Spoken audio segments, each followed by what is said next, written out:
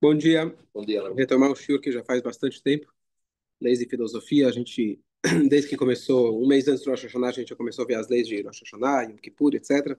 Vamos retomar agora para as alahot do dia a dia. Eu queria pegar alguns shurim, a gente vai falar sobre as leis de Kashrut.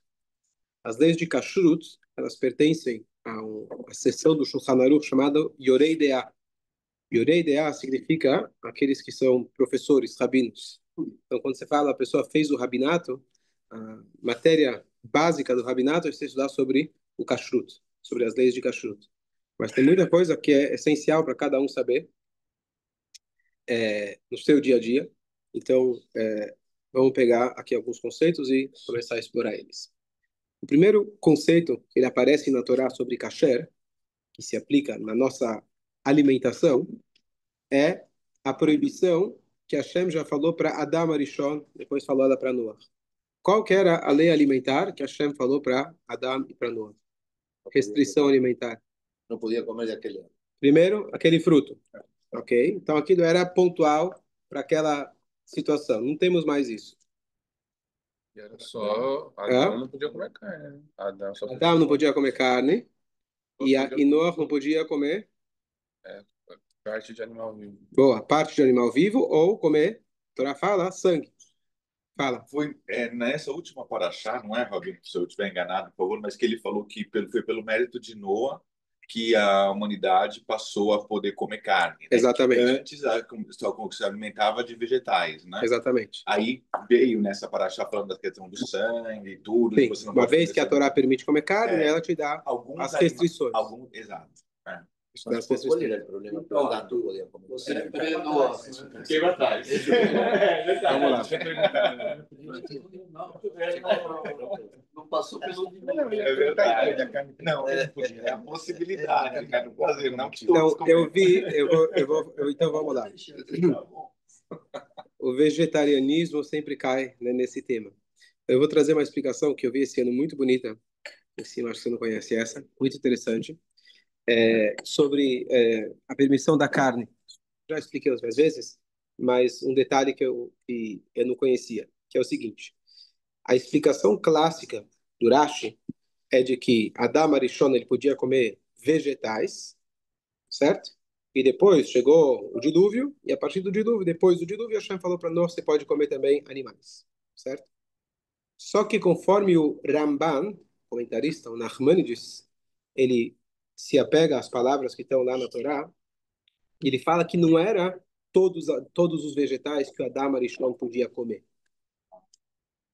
E pega um Bereshit, só vou olhar as palavras que a Torá usa. Então ele fala que Yerek Esef, tá, lá direito, lá direito. Isso, aí. Quando Hashem ele permite para Adam Arishon, ele permitiu para ele as frutas. Ele não permitiu para ele todos os vegetais. Deixa eu só, ó. Mikol etzagan, de todas as árvores do jardim, você pode comer. E da árvore que está, etc., você não pode comer, certo? Então, aparentemente, você pode comer das frutas. Vegetais, raízes, não está escrito. Cenoura, por exemplo, não está escrito. Aonde que surge os vegetais? Quando ele sai do Ganeden, ele vai ter que comer. Boa. Então, depois que ele sai do Ganeden, que ele foi expulso, que ele tinha comido do fruto proibido, aí Deus permite para ele comer Yerek Esef, que são, vamos pegar cenoura, por exemplo, ou raízes, assim, vegetais, certo? foi depois, então. Conforme o Ramban, não conforme o Rashi. Então, é um dos comentários. E aí, quando Deus ele vira e fala, depois para Noah, fala, agora eu permiti você comer carne como o Yerek Esef, como os vegetais, o que ele está dizendo para ele? Não é sempre que você podia os vegetais. Da mesma maneira que eu permiti você comer os vegetais depois do pecado de Adão, agora, depois de Noah, eu permito você comer a carne. Então, foram 3 estágios. Primeiro, só frutas, depois também vegetais, e depois permitiu a carne. Conhecia essa explicação? Mas o árbol proibido foi um teste, não? Era um teste. Era um teste, mas claro que tem, o Hashem tem seus motivos. Mas depois permitiu comer essa fruta. Essa fruta? Sim. A maçã, não? A maçã. Não, não é maçã. É, Não é maçã, tem 4 opiniões. Quais são as 4 opiniões? Figo, uva. Figo, etrog, uva e trigo, certo? Então, qualquer uma delas a gente come hoje em dia. Hoje em dia, Sim. Então, uma delas era da árvore do conhecimento. Era o Essa era a árvore de conhecimento, uma dessas Os frutas. frutos eram Isso, que figo, Deus proibiu. ou Então, por que eu trouxe esse detalhe a mais? Porque parece uma coisa contrassenso. Quando alguém transgride alguma coisa, se um filho faz uma coisa errada, qual que é a tua tendência? Proibir mais, não permitir. Ah, não, então já que você fez, então tudo bem, eu vou te deixar. Ah, já que teve o dilúvio, então beleza, então agora pode comer carne também. Então qual que é o próximo? Se continuasse, tá certo? Eu não vou falar, certo? Mas só tô para ilustrar o que estranho. Depois do dilúvio, ah, agora pode comer carne. Que mudou? Teoricamente, depois do dilúvio, o dilúvio veio destruir o mundo. Depois do que aconteceu, fala, sabe o quê? Não pode comer mais nada. Vamos ser mais cuidadosos para, olha como o ser humano se comporta. E Deus vai lá e faz o contrário.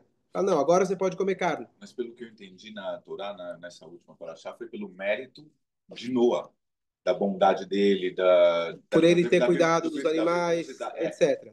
Tá certo. Então, os animais, eles só, muito bom comentário, os animais só sobreviveram graças a Noah. Noah cuidou deles, então, Hashem deu para ele o direito de se usufruir dos animais, mas ainda assim, tentar entender o que está por trás, certo? E a resposta é que o mundo, aparentemente, ele foi piorando, mas ao mesmo tempo ele foi melhorando. É o que acontece no mundo. No mundo exterior, a gente vê que o mundo parece estar cada vez pior. Mas, na verdade, na essência do mundo, cada vez ele está mais ligado com Hashem. Porque esse é o objetivo de Hashem. O que eu quero dizer? Adam Arishon, ele pecou. Mas depois que ele pecou e surgiu o pecado, surge toda a ideia do livre-arbítrio, da chuva, da pessoa conseguir fazer o bem pelo bem, apesar que ele tem o Yetzirará. Então, Adam ele pecou, mas ele foi o primeiro a fazer chuva também. Caim fez chuva e ele fez chuva também. Então, Hashem teve o erro, mas a partir do erro você consegue corrigir. Então, apesar ele foi expulso do Ganeden, e Hashem falou, agora você já vai conseguir, agora que você desceu de nível de certa forma, você já está mais forte, você está mais fortalecido. Então você já consegue pegar também as hortaliças. Depois do dilúvio, que o dilúvio ele foi uma purificação para o mundo, foi uma mikve, Hashem pegou o planeta Terra, colocou numa mikve, certo? Ele purificou o mundo. Então o mundo, apesar que aconteceu tudo aquilo por decorrência de todos os atos negativos que as pessoas fizeram, mas agora o mundo está mais pronto. O mundo está mais é igual aquele nó que você rasga, aquela corda que você rasga, depois você dá um nó duplo. Então, lá fica mais forte. Então o mundo ele ficou mais forte. Então o ser humano está mais forte. Ele é capaz, quer dizer que ele vai fazer isso, mas ele é capaz de até pegar um animal e usar ele para poder servir a Hashem, comendo, etc. Pero también el agua alagó todo y para crecer vegetal iba a demorar un tiempo. Demorou um pouquinho. Por isso tem a Aí história tinha da animais. azeitona e etc. Mas tinha. Os animais tinham, poucos, mas tinham. A história da azeitona. O que a pomba ela trouxe na boca foi aquela folhinha da Sim, oliveira. sim. Não podia comer animal, cara, mas já podia oferecer como corbanote, né? Porque Como corban podia, mas o ser humano, ele como você ingerir aquilo, o que acontece? Nós somos o que nós comemos, certo? Inclusive está escrito que a pessoa ele deve comer carne no Shabat. Você comer carne todo dia, você vai se tornar cada vez mais carnívoro, mais, né, com o tipo da carne. Hoje as pessoas, pelo jeito, estão muito mais bem preparadas, né? Porque todo dia come carne de manhã, né? De manhã, à tarde, à noite. Os argentinos são muito bem preparados. Bom, eu disse isso também, porque no contexto de progressão, o corbanote evoluiu também. Tem um corbano que você podia comer dele também. boa. Pode levar Não só para chama, você mesmo também usufrui dele. Boa. Bom, eu já dei vários shurim a respeito do veganismo, etc. Mas basicamente a gente está aqui para transformar esse mundo. Se você vai comer e aquilo vai te transformar, você não tem o direito de matar o animal ou se quer comer o alface. Se você está comendo alface pelo seu próprio desejo, então o alface ele é melhor que você. Hashem criou tudo para você poder usufruir daquilo para poder servir a Kadosh Baruch. Voltando, podemos? Eu vou fazer a brachá, que é só para hidratar. A Torá fala para a gente em Bereshit, Lo tochal nefesh im abassar. Não coma a vida com a carne. O que significa isso? Daqui a gente aprende, diz Agmará, Amar Rabi Yohanan, daqui a gente aprende a proibição de Ever Minachai. O que quer dizer Ever Minachai? Um membro do animal que ele foi tirado do animal enquanto o animal estava vivo. Você pode comer o membro depois que ele já morreu. Depois que o animal está morto, aí você corta. Se você pegou uma parte do animal enquanto ele estava vivo, isso é chamado Ever Minachai e a Torá proíbe. A gente não entende os motivos das mitzvot de Hashem, mas alguma coisa a gente consegue entender. Você vê o sofrimento do animal, o respeito pelo animal, está muito claro que a Torá desde o início fala, você pode matar o animal para você comer, mas você tem que ter o respeito, você não pode tirar dele. Se você tirou, você... Isso, inclusive, é uma das 7 leis de Noah. E os goim também têm que respeitar essa lei. Não é lei do kasher. Ele tem que saber, quando ele vai comer, ele não pode ser um membro que foi tirado enquanto o animal estava vivo. Precisa ver como que funcionam os abatedouros hoje em dia, não sei. Se ele já começa a cortar enquanto o animal está se debatendo ou não, não sei como que funciona. Mas para um goi, para ser caché para um goi, esse é o pré-requisito. Não é só tipo, animais grandes, animais pequenos também. Sim. Já vi eles arrancando perna do caranguejo, depois. Ou cozinha vivo o bicho. Eu acho Aí que se é cozinha vivo. Minachai. Chai quer dizer ser vivo. Ser vivo. Peixe você não precisa matar ele. Não, agora a pergunta quer dizer chamado vivo. Peixe, a definição do peixe, no segundo que você tira ele da água, alahicamente ele é considerado morto. O peixe. Certo. Eu não sei se o crustáceo tem a mesma. Pode ser, talvez todos os seres marinhos. Pode ser. O caranguejo tem uns que é de Mas não sei se mangue, né? caranguejo é considerado marinho, ele é meio terrestre, né? Ele é. Mangue. Tem de rio também. Baruch Hashem eu não como. Você salvou. Vamos lá. E ninguém come aqui, Baruch Hashem. Ninguém. Você tá... Mas é uma boa pergunta. Mas, de maneira geral, Rai quer dizer qualquer ser vivo. Não sei se é esses que são, como falar, aquático e terrestre, qual o nome? Anfíbio. Anfíbio? O sapo. Não. Sapo é anfíbio. Anfíbio. Eu não sei se a definição deles é sair da água ou realmente morrer. Sim. Em relação ao sofrimento dos animais, por exemplo, eles são mortos da maneira caché para ser consumidos. Mas vamos dizer, um animal que vai tirar a pele dele. Vivo? Não vivo. Aí que tá. Parece que animais que eles são esfolados vivos. Isso é uma proibição verdade. clara. Isso é proibição clara da Torá, chamada Tsar Balechaim. Que nem a indústria. Isso também é totalmente proibido. Lógico. Você não pode fazer o animal sofrer. Já falei várias vezes. Tem alachot, que até o Shabat, de certa forma, é empurrado, digamos assim, é liberado para não deixar o animal sofrer, entre certas condições. Tem detalhes em relação a isso, mas coisa que você não poderia fazer, mas para deixar o animal, você Por exemplo, pode alimentar o animal antes de você comer, etc. Os goim que comem lagosta, já vi vídeo assim, o cara jogando uma lagosta viva no panelão fervendo. Então, aqui ele traz. Então tem mais. Joga Então vamos lá. fervura. Loucura isso. Aqui ele traz mais um conceito. Ele fala o seguinte sobre os peixes. Ele fala que você tirar um membro do peixe quando ele está vivo, não tem a proibição de Ever Minachai, mas ele entra naquilo que chama Bal Teshaktu. Significa a Torá, o Rabino tem dado shurim a respeito disso, de você não ingerir coisas ou tomar certas atitudes que causam aversão normalmente para uma pessoa. Bal Teshaktu. A gente tem que preservar o nosso espírito, nossa alma, nossa integridade, nossa pureza, e tem certas coisas que, se você comer até kasher, mas não se come desse jeito. Por exemplo, um prato sujo. Você não come no prato sujo, certo? Muito antes de saber das bactérias, etc., você não come prato sujo. Isso não faz bem para o nosso... Normalmente, um ser humano saudável, ele vai ter aversão a isso. Então, certas coisas, você pegar membros de animais, mesmo que você não está incorrendo na outra transgressão, mas você está fazendo outras. E tem mais um detalhe que a Torá dá para a gente as regras gerais. Com todos os 1000 detalhes que a gente estuda, ainda tem muitas mais situações na vida. E o que a gente precisa fazer é pegar o espírito da Torá Entender o que a Torá está querendo te transmitir, e com esse espírito você vai conseguir transmitir para outras coisas. Se a pessoa fala, não, é kasher, não, mas eu vou fazer de um jeito que qualquer ser humano teria uma aversão a isso. Não está dentro do espírito da Torá. Eu não sei te dizer se é 100%, se é 90% da lagosta para o goi, para o não goi, mas sem dúvida nenhuma a gente tem que criar uma certa sensibilidade de como a gente fazer as coisas. Então, incluindo como a gente vai comer, como a gente vai tratar os animais, etc.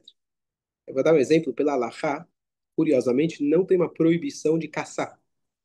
Se eu quiser sair para caçar passarinho com estilingue, vou falar isso com cuidado, não existe uma proibição. Na verdade, existe uma dúvida em relação a isso. Por quê? Porque, tecnicamente falando, eu matei o passarinho, não fiz ele sofrer. Eu matei ele de cara. Pergunto a vocês, vocês acham que isso é uma prática judaica? Quem a Torá descreve para a gente que era um caçador? Você sabe. Então, Noda Biuda, um dos legisladores, ele fala que é proibido o que a gente aprende que é de Esav, mas muitos dizem que não tem uma proibição literalmente de você fazer isso. Pensar por esporte. Mas, de novo, deixando bem claro, completamente contra tudo que a Torá nos ensina. A Torá tecnicamente proíbe? Talvez não, mas eu só estou dando um exemplo. Não é porque a Torá não disse claramente que não, que você vai lá, então beleza, então vou fazer. Não, Hã? Canibalismo não está na Torá. Ninguém vai comer carne humana. Canibalismo tá na Torá, porque tá na Halachá, que o ser humano não é kasher. O ser humano não é kasher. Agora, alguém que sai para uma caçada, só para... Além de outras, desculpa, além de outras proibições, né, você tirar proveito de um corpo, tem muitas proibições. Tirar proveito de um corpo, tem muitas proibições em relação a isso. Mas essa é uma proibição.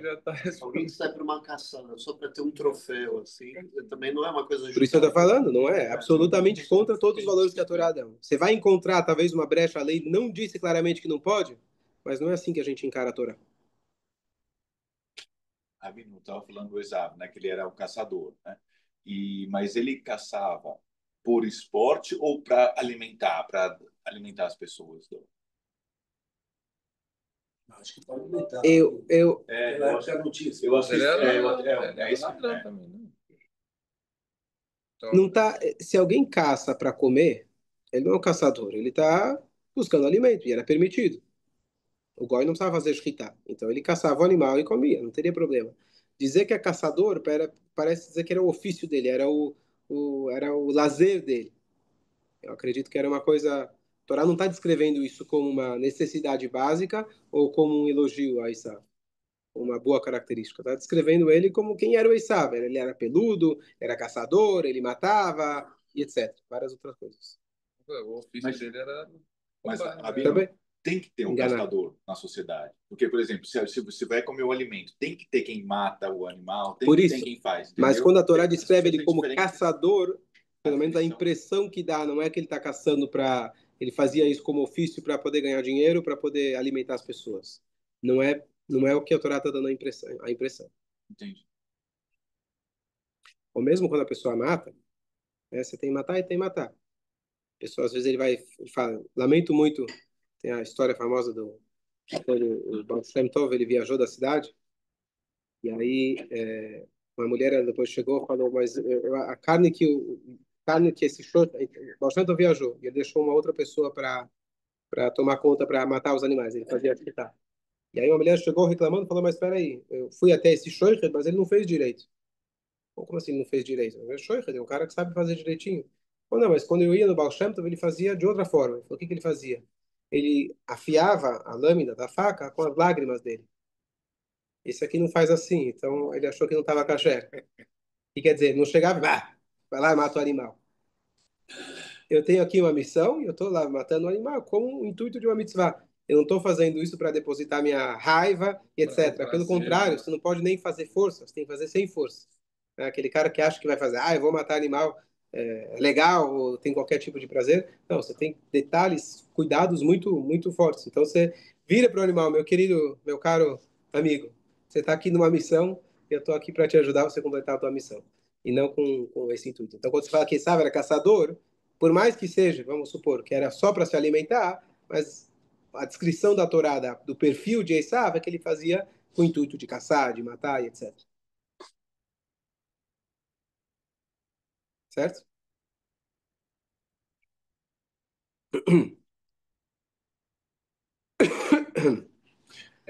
O Esav, a gente, por exemplo, seria uma característica mais animal, certo? A Torá descreve como uma característica mais Sim, animal.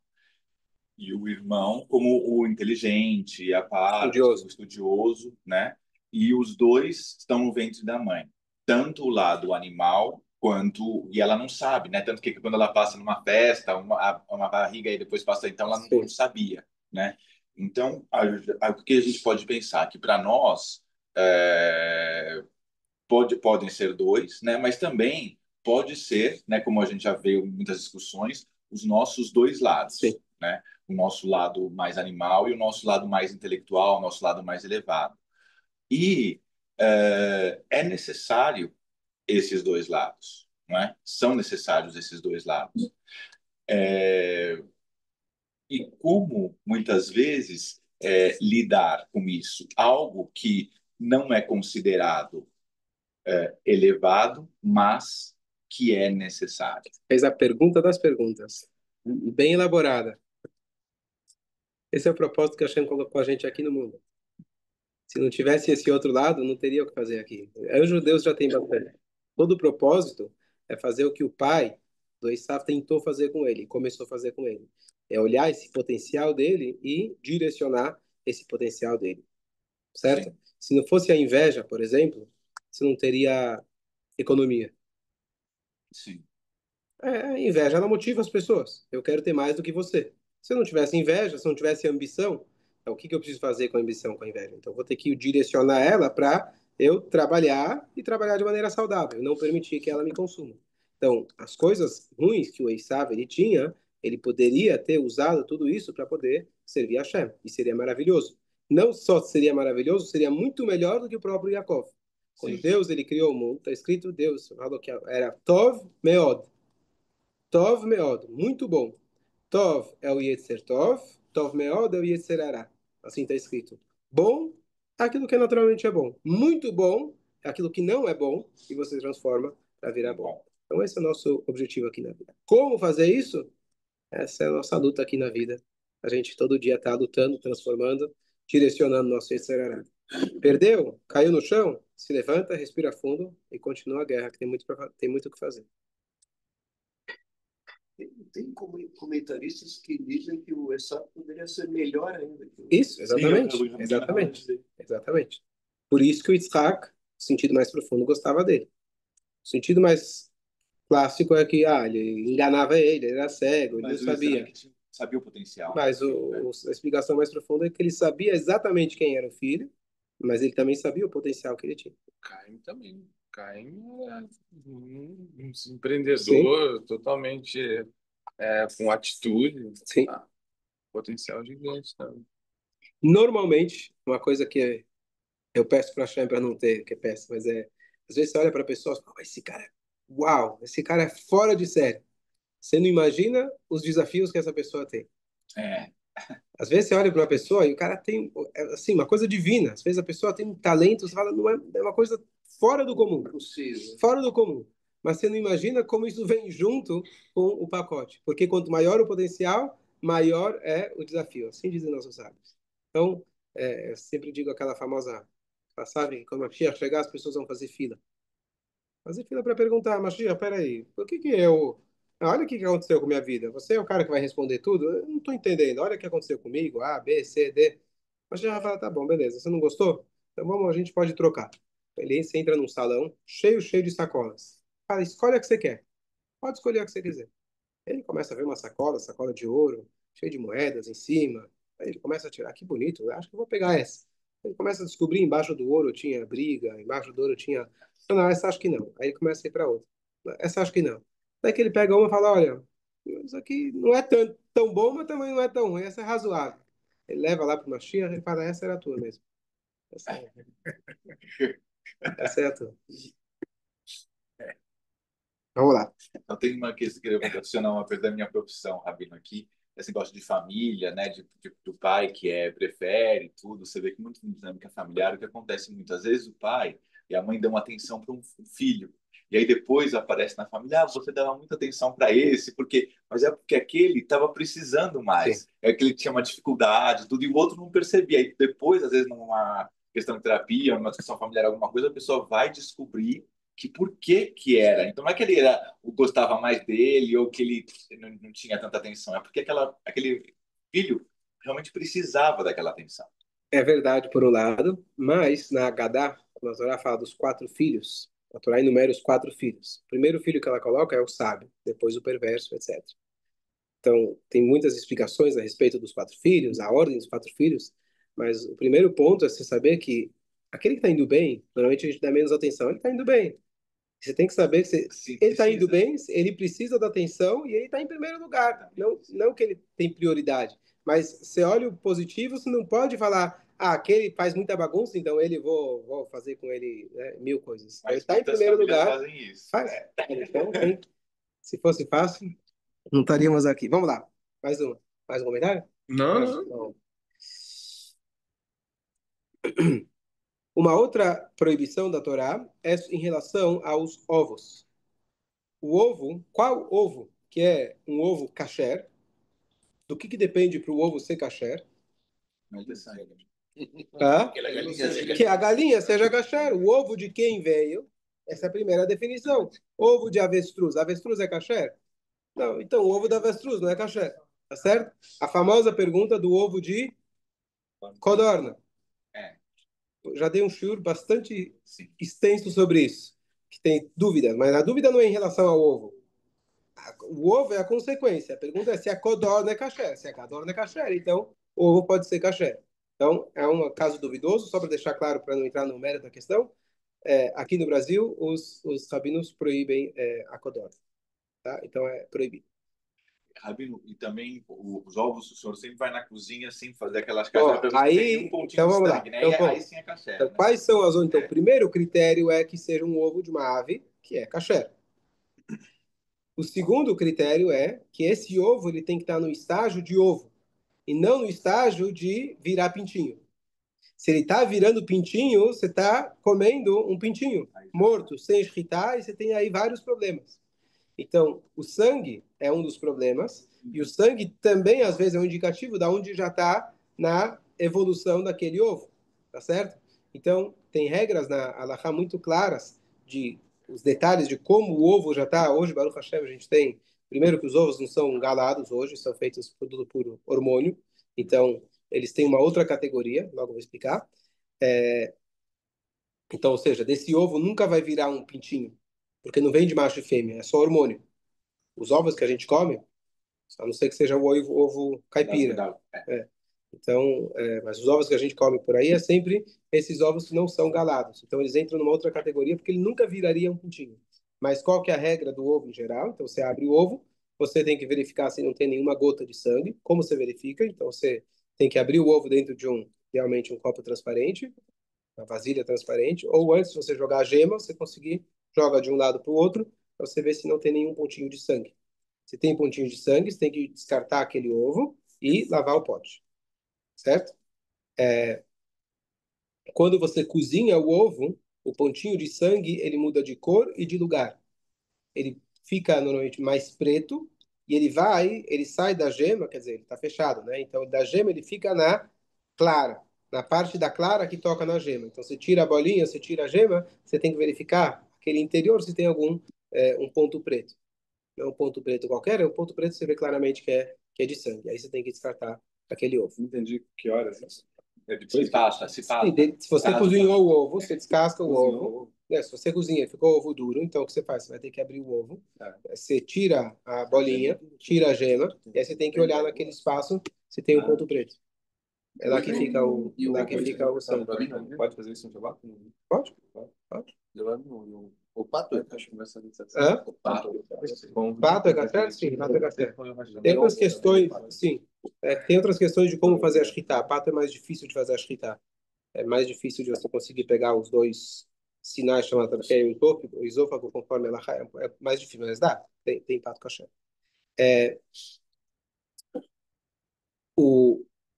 Voltando na nossa realidade atual, que a maioria dos ovos. Então, outro detalhe: o ideal é não comprar ovo amarelo. aquele ovo marrom, aliás, ele tem muito mais chance de ter sangue. Então é mais difícil. Não é que não é caché, mas ele tem muito mais incidência. E a outra coisa é que os ovos não galados, que é os ovos normalmente que os brancos que a gente compra por aí, pela lei, a rigor, não tem problema o sangue deles, porque não é um sangue que viraria um pintinho. Então, ele se torna proibido pela questão chamada maritime. Maritime significa o ver dos quem tá vendo, ou seja, ele tem aparência de sangue, então eu não vou comer uma coisa que tem aparência de sangue. Isso, na prática, eu preciso verificar do mesmo jeito, mas se surgir alguma questão, por exemplo, que se misturou um ovo que não estava, e etc., então pergunte a um rabino, porque é diferente se a lei original, se a proibição original era por ele se tornar uma treifá, ou se era a proibição só por uma questão de marital. Então, essa é uma questão que a pessoa deve perguntar a um rabino se tiver essa situação. Então, ovo cozido de hormônio, em teoria, você não precisa checar. Em teoria, mas na prática a gente vê, então eu falei, é só em teoria, porque na prática, já que tem essa questão que aparenta ser sangue, é considerado aos olhos nu, né? Ele é como se fosse um sangue comum, então você checa também da mesma forma e elimina se não tiver. Você vai ter que tirar a casca do qualquer jeito. Sim, você tem, é o único jeito. Sempre tive dúvida como que eles fazem, por exemplo, em escala industrial, se vai ficar um cara olhando todos os ovos, não é possível. Então, isso explica que talvez você não precisa olhar ovo por ovo. Então, tem opiniões que não verificam o ovo duro. E eles vão fazer uma salada, sabe uma fábrica de salada de ovo, né? Quando você faz pão, por exemplo, você usa ovo. Uma fábrica que usa muito ovo. Não é impossível que tenha um cara escolhendo ovo por ovo. Com certeza eles jogam tudo e vai. Nas asgarrot, que eu conheço aqui no Brasil, é ovo por ovo. Não? Mas tipo esses BDKs que é industrial, não é impossível. A maionese é real, mas como é que você sabe que a empresa... Entendi. Tá, entendi. Aí, provavelmente, o que eu vou falar agora não leve como alahá pura para a prática. A maionese, eu certeza que está baseado no fato que é só por causa de maritais, já foi misturado na mão do goi. Certo? Já foi misturado na mão do goi. Então, já chegou para você anulado. Então, a regra muda completamente. Começando a partir daí. E agora começaram aqui no Brasil, antes não tinha, de você comprar já a gema. Você compra só a gema, compra como se fosse uma garrafa de leite, e é tudo gema. Já é, também, e tem as garrafas. Mas precisa ser necessariamente... Então, só para reiterar, sobre o ovo duro, tem opiniões que não verificam o ovo duro. Então, você amassa o ovo duro, faz salada, etc., e mistura e não tem problema. Mas baseado nessa questão de que é só que os ovos não são galados. Fala. Ele precisa ver isso, precisa ser a olho nu. A gente estava discutindo que hoje em dia você tem equipamentos de contraste, uma máquina que poderia fazer um raio-x e identificar aqui tem e não tem, ou não. Um IOD precisa. É uma boa pergunta, pergunta muito boa, mas de maneira geral, para simplificar, de maneira geral tem que ser com o seu próprio olho. Assim como você verifica uma mezuzá, né, você faz uma verificação a mais por computador, a Torá, mas ela não vale, ela vale só para te confirmar. Facilitar, confirmar. Dúvidas? Não tem aquela questão da quantidade tão pequena como leite carne? Então, a quantidade pequena do ovo. Sim. Então, tem várias condições para isso. Que está anulado. Então, a questão é a seguinte. O que você está dizendo é, se cai uma gotinha de leite numa panela grande de carne, se anula. Então, a primeira coisa é que quando você tem uma gotinha de sangue no ovo, o problema não é a gotinha de sangue. O problema é o ovo inteiro. Aquele ovo é um ovo que não é caché. Não é a gotinha do sangue. Se eu tiver a gotinha de um sangue, a gotinha daquele sangue, ele foi lá e caiu numa panela, é uma questão. Mas aquele ovo inteiro, ele é um ovo chamado treifá. Nevelá, treifá, não lembro qual é. Treifá. Ele é chamado treifá. Então é o ovo inteiro. E essa é uma regra. A outra regra é que não é sempre que se anula. Se eu tiver um ovo no formato de ovo, vamos supor que eu sei que esse ovo, um ovo de uma ave não kasher, que misturou com 1 milhão de ovos kasher, eu não posso usar nenhum. Por quê? Porque um ovo é algo importante por si. Uma coisa é uma gotinha que se dissolve. Um ovo não é uma gotinha. Um ovo você consegue visualizar, você consegue contar. Ele ocupa um espaço por si próprio. Então, tem regras muito específicas em relação a isso. Então, você dizer, é muito pouco, não é exatamente assim que funciona. Tem muitos pré-requisitos para isso. Fora de que, essa ideia de que se caiu, eu não vou deixar cair.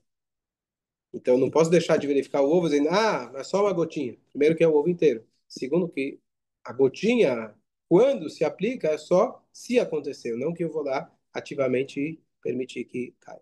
Entendeu? Se o ovo for não galado, você poderia só tirar o sangue e comer o resto do ovo. Em teoria. Não é, eu acho que tem discussões em relação a isso. Eu já vi opiniões diferentes, diversas em relação a isso. Teoricamente, o que você está falando tem Sim. sentido, mas eu já vi opiniões que são mais rígidas em relação a O isso. senhor E não por faz isso, isso, né? O senhor não faz isso. antes de eu te responder, tem aquela piada do cara que acha a mosca na sopa. Então o judeu vai lá, o judeu tira a mosca e come a sopa. O japonês ele tira a sopa e come a mosca. Não é? Não, se eu tiro chinês, para mim, bom, é a halakha que eu busco fazer, inclusive aqui na sinagoga, de olhar um por um, tanto o ovo cozido quanto o ovo cru, olhar um por um, e se tiver um. E o que eu faço aqui, só para facilitar, o goi, de manhã ele vem, ele olha um por um, ele despeja numa vasilha de vidro. Aí deixa Quando pro eu senhor chego, ver. já tem uns 10 todos juntos. Raramente, ele não olhou direito, eu vejo tem um que não tá, então eu preciso descartar todos aqueles 10. Porque ele não olhou direito. Mas Aconteceu raramente. uma, duas vezes, mas normalmente ele olha, então ele já fez a verificação, eu preciso só reverificar e pronto. Aí eu vejo, não tem aqueles 10 de uma vez, dá para ver tudo e pronto. Mas seria melhor pôr um em cada, para evitar de jogar os 10. Não, mas Sim, pode ser muito- sim. Não, ele coloca um em cada. Ele vai abrindo um por um. Sim, pero depois colocou junto e o senhor verificou. Acidentes acontecem, né? Isso pode acontecer, mas normalmente, se eu estou em casa sozinho, então quando eu vou fazer, eu faço um por um, ou dois por dois, etc. Bom dia a todos. Bom dia, Obrigado. Filial esses dias. Ô, Flávio, não compra ovo de tal lugar, não, porque esses dias eu comprei lá.